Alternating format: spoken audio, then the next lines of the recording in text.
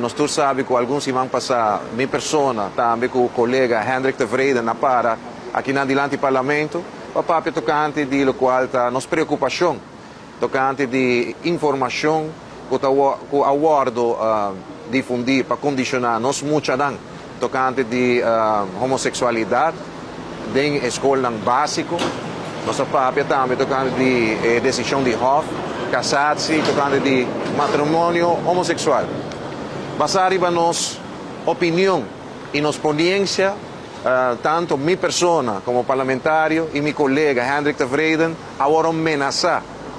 E não concutar, mas ameaçar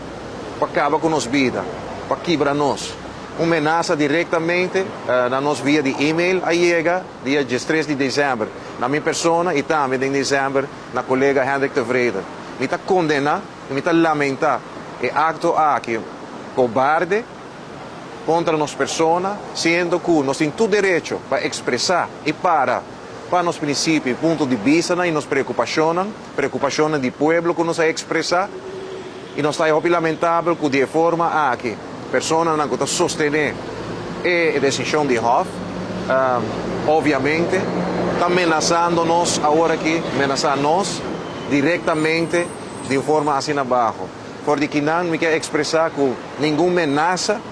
nenhum tipo de intimidação que eu guardo dirigir na minha persona, lo stop-me de seguir vociferar e para o qual que nós está querendo. Me está condenado por de que não, seguro, qualquer acto de violência ou de intimidação de forma, de escala aqui, e me quer lagaçar também, como me também apresentar me também recherche para se entregar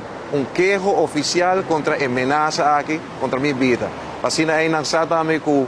minha nota a siwega, claro raspa, minha mensagem está a mainta, como a toma de decisão, minha saúde me está parar, tanto meu colega também, e nós não está nem centímetro atrás, para o qual nós está para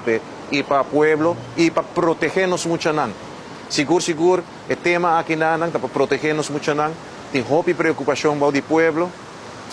e tem diferentes ações também se está agora tomar, mas é uma ação de firma, que está indo roupa bom,